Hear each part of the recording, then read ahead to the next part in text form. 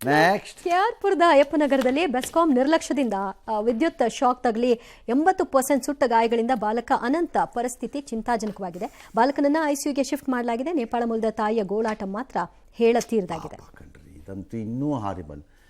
ಮತ್ತೆ ಹೈಟೆನ್ಷನ್ ಅಂತಾನೆ ಅಂತ ಇದ್ದೀರಿ ನೀವೆಲ್ಲ. ಅದು ಹೈಟೆನ್ಷನ್ ವೈರೇ ಅಂತೆ ಸರ್ ಪಾಸ್ ಆಗಿರೋದು. ಮನೆ ಮುಂದೆ ತೋರಿಸ್ತೀರಿ ಕಂಬನ.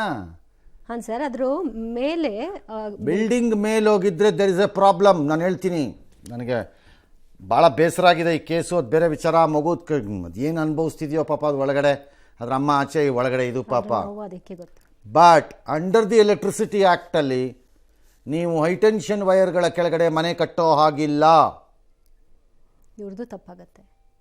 ಈಗಲೇ ಹೇಳಿದ್ದೀನಿ ನಾನು, ನನಗೆ ಗೊತ್ತಿಲ್ಲ ಈ ಕೇಸಲ್ಲಿ ಏನಾಗಿದೆಯೋ. You are not suppose to construct.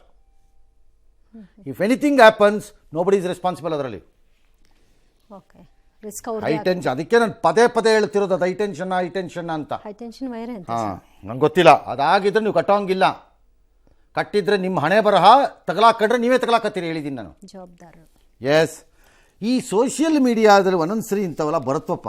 ಹೌದು ಸರ್, ಭಾಳ ಕೆಟ್ಟದೇ ಬರುತ್ತೆ, ಅದು ಬೇರೆ ವಿಚಾರ. ನನಗೂ ಸ್ಪೆಷಲ್ ಕೇಸ್. ಸರಿ, ಏನಪ್ಪ ಅಂದರೆ ಮಹಾರಾಷ್ಟ್ರದ ಜಲ್ನಾ ಜಿಲ್ಲೆಯ ಅಂಬೋರಾ ಜಹಾಂಗೀರ್ ಗ್ರಾಮದ ನಿವಾಸಿಗಳಾದ ಶಿಂದೆ ಮತ್ತು ಅವರ ಪತ್ನಿ ಶಾಂತಾಬಾಯಿ ಅಂತ ಅವರಿಬ್ಬರು ಆಷಾಢ ಏಕಾದಶಿಗೋಸ್ಕರ ಬರೀ ಕಾಲಲ್ಲಿ ಪಂಡ್ರಾಪುರಕ್ಕೆ ಪಾದಯಾತ್ರೆ ಮಾಡಿದ್ದಾರೆ. ಮಾರ್ಗ ಮಧ್ಯೆ ಛತ್ರಪತಿ ಸಂಭಾಜಿನಗರದಲ್ಲಿ 93 ವರ್ಷದ ಪತಿ ತನ್ನ ಪತ್ನಿಗೆ ಪ್ರೀತಿಯಿಂದ ಮಂಗಳಸೂತ್ರ ಕೊಡಿಸ್ತೀನಿ ಬಾ ಅಂದ್ಬಿಟ್ಟು ಒಂದು ಚಿನ್ನದ ಅಂಗಡಿ ಒಳಗೆ ಕರ್ಕೊಂಡು ಹೋಗ್ಬಿಟ್ಟಿದ್ದಾರೆ. ನನಗೆ ಇದರಲ್ಲಿ ಅರ್ಥವಾಗದೇ ಇರೋದು ಈಗ ಯಾಕೆ ಕೊಡ್ಸಕ್ಕೆ ಕರ್ಕೊಂಡು ಹೋದ್ರು ಅನ್ನೋದು. ಅದೇನು ದಾರ್ಗಿರಿಲಿ ಬಿದ್ದಿದ್ದು ಕಳತನ ಆಗ್ಬಿಡ್ತೋ, ಬಿದ್ದೋಯ್ತೋ, ಅಥವಾ ಏನಾದ್ರು ಯಾವಾಗಲಾದ್ರೂ ಅಡ ಹಿಡಿಸ್ಬಿಟ್ಟಿದ್ದೆ ನಾನು, ಅವಳಿಗೆ ಅರ್ಶನದ ಕೊನೆ ಹಾಕಿಸ್ಬಿಟ್ಟಿದ್ನಲ್ಲ ಅಂತಾನೋ ಗೊತ್ತಿಲ್ಲ. ಒಟ್ಟಲ್ಲಿ ಕರ್ಕೊಂಡು ಹೋಗಿದ್ದಾರೆ ಒಳಕ್ಕೆ. ಸೂಪರ್. ಈಗ ಮಾತ್ರ ಇದು ಸರಿ. ಬಡದಂಪತಿ ಸಹಾಯ ಕೇಳೋದಕ್ಕೆ ಬಂದಿರ್ಬೋದು ಅಂತ ಜ್ಯುವೆಲ್ಲರಿ ಅಂಗಡಿನವರೆಲ್ಲ ಅಂದ್ಕೊಂಡಿದ್ದಾರೆ.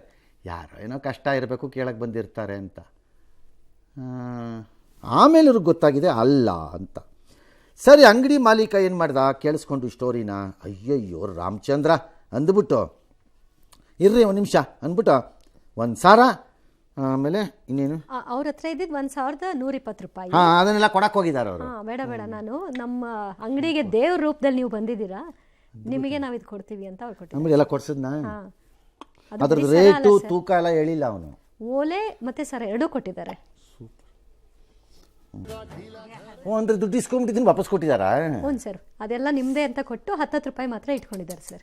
ಓ, 10 ರೂಪಾಯಿ ಇದಕ್ಕಂತೆ ಓದ್ದೆ ಇಲ್ಲಿ. ಮಾಂಗಲ್ಯಕ್ಕೆ 10 ರೂಪಾಯಿ, ಕಿವಿ ಓಲೆಗೆ 10 ರೂಪಾಯಿ, 20 ರೂಪಾಯಿ ಇಸ್ಕೊಂಡಿದ್ದಾರೆ. ಹೌದು ಅಲ್ವಾ? Wonderful, very good, well done ಅಪ್ಪ. ಅವನು ಯಾರಾಗಿರಲಿ. All right.